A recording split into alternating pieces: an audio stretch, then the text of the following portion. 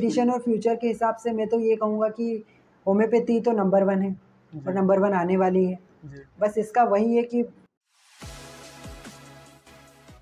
BHMS में जो subjects हैं, जैसे ऑर्गेनल हो गया, मटेरियल मेडिका हो गया, एलोपैथी हो गया, तो इनमें कौन सी हैं जो बेस्ट बुक हैं, जो मतलब स्टूडेंट को पढ़नी ही चाहिए? जैसे कि अपन मटीरियल मेडिका सबसे सारे बच्चों का इंटरेस्टेड सब्जेक्ट है, तो वहाँ अपन बेसिक से स्टार्ट करते हैं। सबसे पहली बेसिक बुक है एलेंस की नोट, वहाँ से अपन को स्टार्ट करना है क्योंकि छोटी सी बुक है और सबसे ज़्यादा यूज़फुल बुक है। अगर उसको मार्किंग देंगे अपन तो 10 में से 10 बुक हो जाएगा, मतलब सबसे ज़्यादा यूज़फुल बुक है एलेंस की नोट, ठीक है। इसके बाद अपन देखें तो बोरिक मटीरियल मेडिका हो गया, तो ये हो गई। फिर अपन को एस के दुबे, जो डॉक्टर एस के दुबे की मटीरियल मेडिका है, ये अपन पढ़ते हैं। तो ये तीनों बुक्स जो है आपके यूजी पर्पस के लिए बहुत यूज़फुल है, आपके थ्योरेटिकल एग्ज़ाम्स के लिए यूज़फुल है, पीजी के लिए यूज़फुल है। फिर जैसे हम थोड़ा सा आगे, जिन बच्चों को थोड़ा होम्योपैथी में इंटरेस्ट है, अपनी इच्छा से वो अगर पढ़ना चाहते हैं, तो फिर वो थोड़ा सा होम्योपैथी में आगे बुक्स को देख सकते हैं। जैसे कि अगर उनको मटीरियल मेडिका में डीपर नॉलेज चाहिए तो डॉक्टर केन की मटीरियल मेडिका पढ़ सकते हैं, जेटी केन की मटीरियल मेडिका, जिसमें उन्होंने माइंड को अच्छे से एक्सप्लेन किया है। इसके अलावा अगर किसी मेडिसिन का अगर अपन को निचोड़ चाहिए कि इस मेडिसिन का निचोड़ क्या है, तो आप उसके लिए बोगस साइनोप्टिक पढ़ सकते हो। बोगस साइनोप्टिक हो गया, और इसका बोगस साइनोप्टिक का और भी अच्छा वर्जन जो है वो डॉक्टर फाटक की जो मटीरियल मेडिका है उससे आप पढ़ सकते हो। अगर आपको ये पढ़ना है कि कहाँ से कैसे प्रूविंग हुई और प्रूविंग में क्या सिम्टम मिले, तो डॉक्टर क्लार्क का जो इंट्रोडक्शन पार्ट है वहाँ से आप पढ़ सकते हैं। इसके बाद जो है अगली बुक की अगर अपन बात करें तो ये डॉक्टर नेस की मटीरियल मेडिका, उसमें उनने केस शेयर किए हैं। तो वहाँ पे डॉक्टर नेस ने सबसे अच्छा उनका मुझे ये लगा कि उन्हें कंपैरिजन किया है सारी मेडिसिन का, आपको वहाँ पे एक साथ कंपैरिजन मिल जाएगा। डॉक्टर केन ने भी कंपैरिजन किया है, डॉक्टर नेस ने भी किया है। तो ये अब बात करते हैं ऑर्गेनन। ऑर्गेनन सबसे कठिन सब्जेक्ट लगता है बच्चों को कि ऑर्गेनन कैसे करें। आरी डजन है उसको, वो तो सबसे यूज़फुल बुक है, वो ऑफिशियल है। लेकिन अगर अपन डॉक्टर नागेंद्र बाबू की बुक जो है उसको अगर पहले पढ़ ले तो उससे अपन को आरी डजन समझ में आने लगेगा। ए.के. दास को अगर अपन पढ़ ले, डॉक्टर ए.के. दास की बुक को, तो वो अपन को आरी डजन समझने में हेल्प करेगी। फिर आरी डजन अपन ने किया, उसका भी क्या डिक्शनरी भी आती है आरी डजन के लिए, तो वो अपन पढ़ सकते हैं। फिर ऑर्गेनन में फिलोसफी ऑर्गेनन की जान है। मतलब क्या है कि फिलोसफी में एक्सप्लेन किया है, जैसे डॉक्टर केन ने एफोरिज्म वाइज एक्सप्लेन किया है कि हर एफोरिज्म को जो उनकी जो फिलोसफी है, एक एक एफोरिज्म का एक्सप्लेनेशन है हर चैप्टर में। तो उनका क्या है कि लेक्चर दिए, डॉक्टर केन के लेक्चर्स हैं। इसके अलावा डॉक्टर स्टुअर्ट लॉस की फिलोसफी इतनी यूज़फुल है, अगर आपको किसी साइंटिस्ट को बताना है कि होम्योपैथी कैसे काम करती है, कैसे होम्योपैथी साइंस है, आर्ट है, कैसे साइंटिफिक वर्ल्ड्स के लोगों का सामना करना है, तो आपको डॉक्टर स्टुअर्ट लॉस की फिलोसफी का डीपर नॉलेज होना चाहिए। डॉक्टर एच.ए. रॉबर्ट सर की जो फिलोसफी है वो केंट और डॉक्टर स्टुअर्ट लॉस और डॉक्टर डनहम इन सब का निचोड़ है। डॉक्टर डनहम की जो फिलोसफी है वो अगर अपन बात करें तो वो भी यूज़फुल हो सकती है बच्चों के लिए। बेसिकली अगर अपन को क्या पढ़ना है कि कैसे होम्योपैथी हर जगह का मेडिसिन की ज़रूरत नहीं होती, कई जगह अपन डाइट रेजिमेंट से भी काम हो सकता है। तो वो डॉक्टर रिचर्ड ह्यूज की अगर फिलोसफी कहाँ पे इंटरेस्टेड होगी कि अगर अपन पैथोलॉजिकल केसेस में, तो वहाँ पे उनने क्या लोअर पोटेंसी और इनका इंपॉर्टेंस बताया। लेकिन जो 3 बेसिक फिलोसफी इनका आपको नॉलेज होना चाहिए, डॉक्टर केन की फिलोसफी, डॉक्टर स्टुअर्ट लॉस की फिलोसफी और डॉक्टर एच.ए. रॉबर्ट की फिलोसफी। इसके अलावा अगर आपको डॉक्टर हेनीमन का ऑफिशियल, क्योंकि जिस पैथी को आप पढ़ने आए हो उसका अगर आपने लिटरेचर नहीं पढ़ा तो क्या ही पढ़ा, आपने पूरा समुद्र पढ़ लिया, पूरा संसार पढ़ लिया और डॉक्टर हेनीमन को नहीं पढ़ा, तो ये बहुत गलत बात है। तो अपन को आरी डजन ये सबसे बेसिक है। इसके बाद अपन को डॉक्टर हेनीमन की लेज़र राइटिंग ये पढ़ना चाहिए बच्चों को टाइम निकाल के। इसके साथ में अपन क्या पढ़ सकते हैं, डॉक्टर हेनीमन का जो कि सिलेबस में फाइनल ईयर में बच्चे पढ़ते नहीं लेकिन सिलेबस में दिया है, क्रोनिक डिसीज़ अगर आपको ठीक करना है तो आपको क्रोनिक डिसीज़ की बुक का नॉलेज होना चाहिए। और उसी क्रोनिक डिसीज़ को डॉक्टर जे.एच. एलन ने अच्छे से एक्सप्लेन किया है। उसके 2 वॉल्यूम है, एक में साइकोसिस का बताया है, एक में सोरा और सूडोसोरा बताया गया है। तो वो 2 वॉल्यूम अगर आपने पढ़ लिए तो आपका जो माइंड है पूरी तरीके से ओपन हो जाएगा। होम्योपैथी में आपका इंटरेस्ट जागने लगेगा कि वाह होम्योपैथी क्या चीज़ है। तो होम्योपैथी में अगर बच्चों को इंटरेस्ट लाना है तो फिलोसफी पढ़ो, सबसे जान है फिलोसफी, ठीक है। मटीरियल मेडिका पढ़ने से अगर अपन कर रहे हैं तो फिर पेशेंट आया, सिम्टम देखे, मेडिसिन दी, लेकिन इससे आपके एक्यूट केस ठीक होंगे। जिस दिन आपको फेल्यूर मिलेगा तो वहाँ से उस फेल्यूर से बचने का रास्ता ऑर्गेनन सिखाएगा। तो वहाँ से कैसे निकले ये बताएगा, कैसे कब कौन सी पोटेंसी देना है, कब कैसे क्या करना है, अगर सेकेंड प्रिस्क्रिप्शन में क्या करना है, ये सब आपको ऑर्गेनन सिखाएगा। तो इसलिए ऑर्गेनन बहुत ज़रूरी है। लेकिन बच्चे क्या करते हैं, मटीरिया मेडिका पे पूरा 100% दे देंगे, 10% देते हैं ऑर्गेनन को, क्योंकि उनको लगता है कि ऑर्गेनन में एफोरिज्म है, कठिन है। लेकिन एफोरिज्म में क्या है, मैं आपको बताता हूँ। एफोरिज्म में ये है, हर एक एफोरिज्म में आपके सवालों का जवाब है, कि अगर आप आज इस उलझन में फंसे हैं तो कहीं आपको इस एफोरिज्म में उसका जवाब मिलेगा। जब तक आपको डीप नॉलेज नहीं है एफोरिज्म का, तब तक आप उस पेशेंट में कहीं केस में फंस गए हैं, कहीं पे इनक्योरेबल केस आ गया है, या फिर कहीं पे बहुत ज़्यादा ड्रगिंग हो गई है, एलोपैथिक ड्रग्स ज़्यादा खा के आया है, तो वहाँ से कैसे निकलना है, सेकेंड प्रिस्क्रिप्शन को कैसे मैनेज करना है, ये सब ऑर्गेनन सिखाएगा। तो ये ऑर्गेनन और मटेरिया। रही बात रिपर्टरी की, रिपर्टरी में बेसिक रिपर्टरीज का आपको डीपर नॉलेज होना चाहिए। डॉक्टर केन की रिपर्टरी हो गया। इसके बाद अपन को BBCR रिपर्टरी, जो कि बहुत अच्छी रिपर्टरी है फीवर के केसेस को ठीक करने के लिए। उसमें जो sensation and complaint in general दिया है वो बहुत ही यूज़फुल है। इसके बाद जो है BTPB, तो BTPB क्यों यूज़फुल है, बॉर्निंग हुसैन की रिपर्टरी क्यों यूज़फुल है, क्योंकि डॉक्टर हेनीमन सर ने के टाइम पे हेनीमन सर ने उसका एंटीसोरिक जो थी उसका प्रीफेस लिखा था। तो डॉक्टर बॉर्निंग हुसैन के एंटीसोरिक और BTPB भी आपके लिए यूज़फुल है, ठीक है। तो ये बॉर्निंग हुसैन और बोगर, ये दो मेन है। डॉक्टर केंट आए, केंट की रिपर्टरी सबसे ज़्यादा यूज़ की जाती है माइंड के केसेस के लिए। माइंड रूब्रिक्स का बहुत अच्छे से एक्सप्लेनेशन दिया गया है, तो केंट रिपर्टरी हो गया। और भी रिपर्टरीज है, डॉक्टर फाटक की रिपर्टरी, अगर आपको क्लिनिकल केस मिलता है, आपको एक सिम्टम देख के डायरेक्ट प्रिस्क्राइब करना है, क्लिनिकल केस से कुछ ज़्यादा केस टेकिंग नहीं करना है, डॉक्टर फाटक की रिपर्टरी आप यूज़ करके, हैंडी बुक है, आपको हर एक बच्चे के पास मैं तो रिकमेंड करता हूँ होना चाहिए। बोगर साइनोप्टिक की फाटक, ये निचोड़ है, ठीक है। तो ये बेसिक रिपर्टरीज आपके पास होना चाहिए। नए रिपर्टरी होती है जिसमें अपन को एक लाइन पेशेंट की लैंग्वेज में ही रिपर्टरी है, रूब्रिक्स में कन्वर्ट नहीं किया गया है, तो वहाँ पे अपन बहुत अच्छे से नए रिपर्टरी को यूज़ कर सकते हैं। तो BHMS में कौन कौन सी बुक्स हैं जो स्टूडेंट को प्रेफर करनी चाहिए, जो बेस्ट रहती हैं और जिनका नॉलेज बहुत ज़्यादा ज़रूरी है? ऐसा है कि होम्योपैथी में बच्चे अक्सर आते हैं, वो anatomy, physiology, pathology, practice of medicine, in subject पे अक्सर फोकस करते हैं। लेकिन इसके अलावा उनको ये ज्ञान थोड़ा कम रहता है कि इसके अलावा भी हमें और भी बुक्स पढ़नी चाहिए। जैसे हम लोग सेकेंड ईयर में आते हैं, थोड़ा थोड़ा होम्योपैथी के बारे में पता चलने लगता है। हम लोग जानने लगते हैं कि कई बहुत अच्छी अच्छी बुक्स हैं, अच्छे अच्छे ऑथर्स हैं, जिनकी बुक्स हैं जो हमें पढ़ सकते हैं। जैसे किसी को, अगर बच्चे को इंटरेस्ट है होम्योपैथिक मटीरिया मेडिका में, पर्सनालिटी का नॉलेज चाहिए, तो वो डॉक्टर राजन शंकरन सर की बुक्स पढ़ सकते हैं। उसके लिए डॉक्टर विथोलकर सर की बुक्स पढ़ सकते हैं, डॉक्टर सेगल सर की बुक्स पढ़ सकते हैं। जैसे राजन शंकरन सर की जो बुक है सोलो प्राइमरी, वो हम पढ़ सकते हैं। इसके अलावा अपन विथोलकस की पढ़ सकते हैं, एसेंस ऑफ मटीरिया मेडिका पढ़ सकते हैं, डॉक्टर फिलिप बेली की मटीरिया मेडिका। इससे हमें क्या पता चलेगा, पर्सनालिटी। अब हम बात करते हैं इसके अलावा रूब्रिक से कैसे मटीरिया मेडिका पढ़े, तो इसके लिए डॉक्टर सेगल के 14 वॉल्यूम हैं, तो वो हम पढ़ सकते हैं।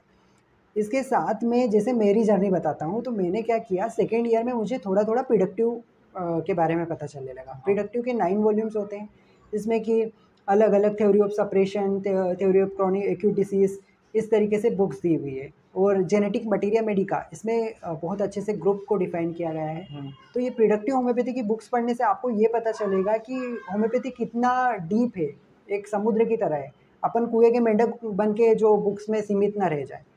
तो अपना नॉलेज बढ़ाने के लिए अपन और भी बुक्स पढ़ सकते हैं।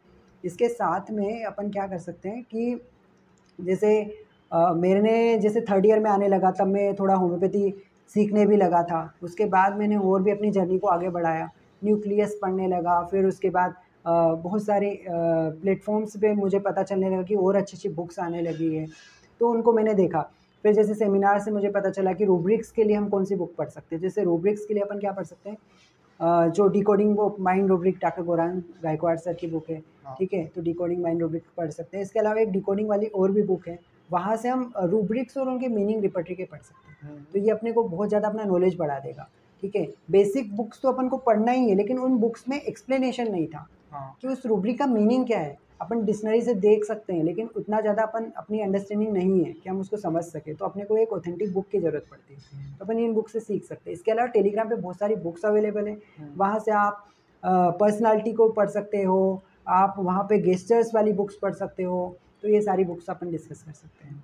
सर, जैसे अभी आपने सेमिनार की बात की, हाँ। तो होम्योपैथी में या BHMS स्टूडेंट के लिए सेमिनार और वेबिनार का कितना इम्पोर्टेंस है और क्या इम्पोर्टेंस है? होम्योपैथी में जैसे कोविड आया था, कोविड जो आपदा आई, महामारी आई, उस टाइम में सारे कॉलेज बंद हो गए थे, तो फिर उस टाइम पे क्या हुआ, ऑनलाइन वेबिनार होने लगे। तो उस टाइम पे जो सबको समझ में आया कि वेबिनार्स का क्या इम्पोर्टेंट है। उससे पहले हमने सेमिनार्स तो देखे थे, लेकिन वेबिनार्स का इम्पोर्टेंस तब समझ में आया कि वेबिनार्स इतने यूज़फुल है कि वहाँ पे आप एक किसी डॉक्टर का पूरा एक्सपीरियंस कुछ ही समय में अपन उसका पूरा निचोड़ ले सकते हैं, ठीक है।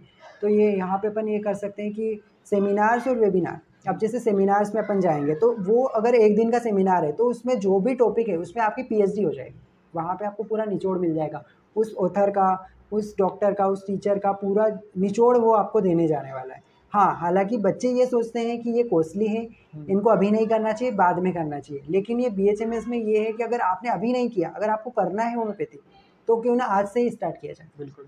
उसको कल कल पे छोड़ने से अच्छा है कि आज से ही लर्निंग को आगे बढ़ाया जाए, क्योंकि जो सब्जेक्ट हम अलाइड पढ़ते हैं ये तो सभी पढ़ते हैं। हालांकि ये भी ज़रूरी है कि अलाइड्स का भी हमें डीप नॉलेज होना चाहिए, क्योंकि अगर हमें इन्वेस्टिगेशन करना है, हमें उसका डायग्नोसिस बनाना है, तो अलाइड सब्जेक्ट का हमें डीप नॉलेज होना चाहिए। अगर आपको अलाइड वीक है तो भी आप होम्योपैथी में इनकम्प्लीट रह जाओगे। तो दोनों पार्ट को अपन को साइमल्टेनियसली मेंटेन करके चलना पड़ेगा। ऐसा नहीं कि आप पूरा होम्योपैथी को दे दिया या पूरा अलाइड को दे दिया, तो ये सब नहीं चलने वाला है।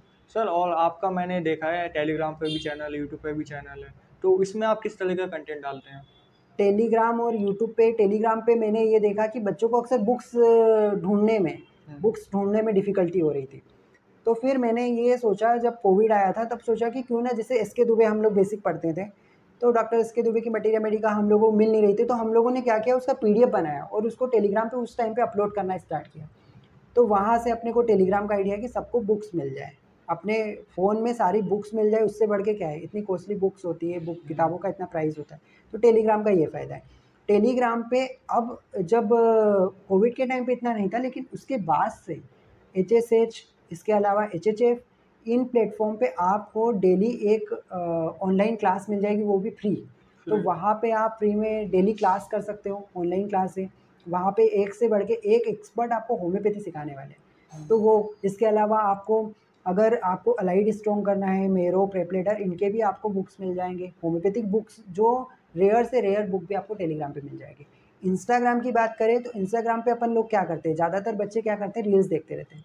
तो हम लोगों ने ये सोचा कि क्यों ना इन रील्स में ही होम्योपैथी को डाल दिया जाए, कि इसमें बीच बीच में जब ये रील्स आ जाएगी तो इनका इंटरेस्ट जागेगा कि होम्योपैथी क्या चीज़ है। लोगों को जब लोग देखेंगे तब तो वो जानेंगे, तो होम्योपैथी का भी प्रचार प्रसार होना चाहिए। तो इसलिए अपन ने इंस्टाग्राम पे थोड़ा एक्टिविटी बढ़ाई।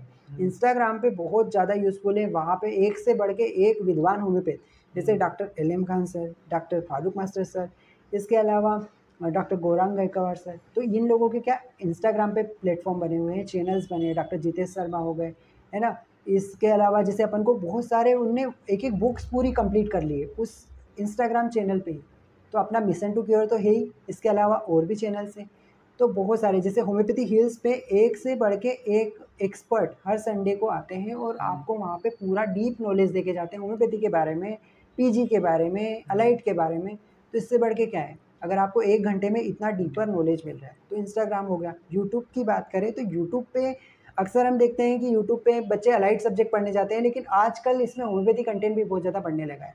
लेकिन आपको अवेयर इससे रहना है कि फेक वीडियो ना देखिए। कुछ लोग क्या करते हैं कि उनका मटीरिया मेडिका का थोड़ा-सा डीप नॉलेज नहीं होने की वजह से भी वो वीडियो बना रहे हैं। तो बच्चे अक्सर कन्फ्यूज़न हो जाते हैं, कन्फ्यूज़ हो जाएँगे कि ये कौन से चैनल को देखना चाहिए, कौन से को नहीं देखना चाहिए। तो अपने को ये थोड़ा-सा मार्गदर्शन में रह के यूट्यूब चैनल देखें, नहीं तो अन्यथा वो पूरा टाइम पास हो जाएगा। सर, आप बता दीजिए कौन-कौन से चैनल हैं जो बेस्ट हो यूट्यूब सकते हैं? चैनल पे जैसे अपन देखें तो एचएचएफ हो गया, एचएसएच हो गया, इसके अलावा बहुत सारे अलाइड के लिए तो आपको सबको नॉलेज होगा ही सही। तो अपन बात करते हैं होम्योपैथी में। होम्योपैथी में जैसे कि मैंने मटीरिया मेडिका के लिए other song academy, other song का चैनल बना हुआ है, उसमें हिंदी मटीरिया, हिंदी मीडियम के बच्चों की बात करते हैं, हिंदी मीडियम वालों को समझ में नहीं आता। तो उनके लिए मटीरिया मेडिका के लिए बहुत अच्छा प्लेटफॉर्म है अदर सॉन्ग, उसमें प्लेलिस्ट बनी हुई है हिंदी मटीरिया मेडिका। उसी में अदर सॉन्ग में ही अपन को मिल जाएगा कौन सा, रूब्रिक्स का। तो रूब्रिक्स में वहाँ पे पूरे रूब्रिक्स एक्सप्लेन किए गए हैं, वो मिल जाएगा। इसके अलावा विजुअल डिज़ाइनर पे आपको बहुत अच्छे से पर्सनैलिटी को डिस्क्राइब किया गया है। एक-एक मेडिसिन की पर्सनैलिटी आप जान सकते हो यूट्यूब चैनल से, रूब्रिक्स से कैसे एक्सप्लेन करते हैं लोग। तो उस मेडिसिन की जब तक आपको देखो, होम्योपैथी किस पे बेस्ड है? इंडिविजुअलाइजेशन पे। तो अपन को जब तक उस पर्सनालिटी का नॉलेज नहीं होगा तब तक हम कॉमन सिम्टम के बेस पे प्रिस्क्राइब नहीं कर सकते। बिल्कुल। लेकिन अगर एक्यूट डिसीज़ है वहाँ पे अपन को कॉमन सिम्टम के बेस पे प्रिस्क्राइब करना पड़ेगा। तो वहाँ तो अपन पर्सनालिटी का इतना रोल नहीं होता, लेकिन जो डीपर मायाज़मेटिक क्रॉनिक डिसीजेज़ हैं उनको अगर आपको ठीक करना है तो आपको होम्योपैथिक पर्सनालिटी कॉन्स्टिट्यूशनल मेडिसिन का नॉलेज होना चाहिए। हालाँकि मेरा जो इंस्टाग्राम है उसी पे मैं पूरा कवर कर देता हूँ। यूट्यूब चैनल पे पूरे वीडियो मिल जाएँगे, जैसे माइक्रोबायोलॉजी अगर आपको पढ़ना है तो माइक्रोबायोलॉजी मिल जाएगी। पैथोलॉजी के वीडियोज़ डले हुए हैं। ऑर्गेन ऑफ मेडिसिन का पूरा सिलेबस, होल सिलेबस आपको mission to care YouTube channel पे मिल जाएगा। तो इस तरीके से, और आप मेरे एलेंस की नोट ग्रुप में आप वहाँ पे एमसीक्यू लगा सकते हो, क्योंकि होम्योपैथी में एलेंस की नोट का बहुत इंपॉर्टेंस है। तो एलेंस की नोट जो है, अगर एलेंस नहीं आता तो आपको कुछ नहीं आता। तो एलेंस तो मेन है, मतलब कि ब्रह्मास्त्र है। तो एलियंस के लिए पीजी में भी सबसे ज़्यादा क्वेश्चन आते हैं, तो उसी के लिए मैंने सोचा क्यों ना इसका एक व्हाट्सअप चैनल बनाया जाए। तो उस पे एमसीक्यू डेली अपलोड किए जा रहे हैं। लगभग 1.5 साल होने को आ गया तब से उसमें एमसीक्यू अपलोड कर रहा हूँ। तो एलियंस की नोट ग्रुप बना हुआ है व्हाट्सअप पे, टेलीग्राम पे अपना मिशन टू क्योर है, इंस्टाग्राम पे हैं, यूट्यूब पे हैं, तो वहाँ पे आप संपर्क कर सकते हो। ट्यूशन और फ्यूचर के हिसाब से मैं तो ये कहूँगा कि होम्योपैथी तो नंबर 1 है और नंबर 1 आने वाली है। बस इसका वही है कि जिसको नॉलेज है होम्योपैथी का वही इसको जान सकता है कि कैसे होम्योपैथी कितनी फास्ट है, कैसे ये इनक्योरेबल डिसीजेस जो जहाँ कहीं सारे डॉक्टर हाथ खड़े कर दे वहाँ पे होम्योपैथी डॉक्टर सामने आ जाता है। वैसे हम अक्सर देखते हैं कि होम्योपैथी में पेशेंट सारी जगह से भटक भटक के आता है। अगर वो पेशेंट पहली ही बार में आ जाए तो उसको क्योर करना उतना ही आसान होता है। लेकिन हम इसकी सराहना भी कर सकते हैं कि एक होम्योपैथी है जो सब जगह से इलाज नहीं होने के बाद होम्योपैथी में आने के बाद उस पेशेंट को ठीक करने का साहस रखता है, क्योंकि वो पेशेंट कहीं से ठीक नहीं हुआ, उसके बाद होम्योपैथी में आया, सारी पद्धतियों को अपना लिया, उसके बाद होम्योपैथी में आया, और यही यहाँ से भी उसको उम्मीद रहती है और होम्योपैथ उसकी उम्मीदों पे खरा उतरता है, उसको ठीक करता है। तो इस बात से अपन ये मान सकते हैं कि ये पद्धति सबसे सर्वोच्च हो गई अन्य पद्धतियों की तुलना में, क्योंकि जहाँ सब फेल हो गए वहाँ पे होम्योपैथी काम आ रही है। तो हम इसको इस तरीके से ले सकते हैं। दूसरा इसका ये है कि हम लोग ये जानते हैं कि एक्यूट में सर्दी खांसी हो गई, बुखार हो गया, तो होम्योपैथी क्या कर सकती है। लेकिन सर्दी खांसी में जहाँ एलोपैथी से 7 दिन में आपको रिलीफ होगा, होम्योपैथी आपको 2 दिन में रिलीफ करा सकती है, 1 घंटे में रिलीफ करा सकती है। तो फीवर है, फीवर के केसेस में अपना होम्योपैथी का रिस्पॉन्स अच्छा मिल जाएगा। इसके अलावा एक्यूट हेडेक हो गया, माइग्रेन हो गया, जितनी भी डिसीज़ेज़ आप जानते हैं, सब डिसीज़ेज़ में होम्योपैथी का उतना ही रोल है जितना एलोपैथी का है। लेकिन नॉलेज के अभाव में, ज्ञान के अभाव में लोग अक्सर सबसे पहले एलोपैथी में जाते हैं। कई बार हम लोग ये देखते हैं कि पथरी होती है, एमएम साइज़ की पथरी है, उसमें लोग ऑपरेशन करवाते हैं, लाखों अपना पैसा बर्बाद कर देते हैं। तो कई लोग गरीब होते हैं, उनके पास इतना अमाउंट नहीं रहता है, लेकिन फिर भी वो उनको यही नॉलेज नहीं रहता है कि होम्योपैथी में भी इसका इलाज है। तो जितने भी सिस्ट हो गया, ट्यूमर हो गए, इनका होम्योपैथी, जैसे फाइब्रॉइड्स हो गए, प्रोलेप्स के केस हो गए, फीमेल केसेस में, गाँव में, शहरों में अक्सर हम लोग आजकल देख रहे हैं पीसीओडी के केसेस आ रहे हैं, बहुत सारे फीमेल केसेस आ रहे हैं, तो इसमें भी होम्योपैथी का बहुत रोल है। तो होम्योपैथी ऐसा नहीं है कि इसमें होम्योपैथी कहीं भी अपना लिमिटेशन करके बैठी है। होम्योपैथी का वहाँ रोल नहीं है जहाँ पे आपका ऑर्गन ही नहीं है। होम्योपैथी कभी भी ऑर्गन नहीं बना सकती कि अगर उसमें एक किडनी एब्सेंट है तो होम्योपैथी किडनी नहीं बना सकती। अगर किसी की बोन में फ्रैक्चर हो गया तो होम्योपैथी उसकी बोन को अगर उसकी बोन के 2 टुकड़े हो गए, अलग-अलग हो गए, तो उसको जोड़ नहीं सकती। उसके लिए आपको पहले बैंडेज बाँधना ही पड़ेगा, वहाँ पे सर्जिकल की ज़रूरत पड़ेगी, ठीक है? तो ये होम्योपैथी का अपना एक लिमिटेशन भी है, स्कोप भी है। जैसे साइंस होने के लिए होम्योपैथी का स्कोप भी होना चाहिए, लिमिटेशन भी होना चाहिए, दोनों चीज़ें होना चाहिए। तो दोनों हमारी पैथी में भी है, जैसा एलोपैथी में होता है।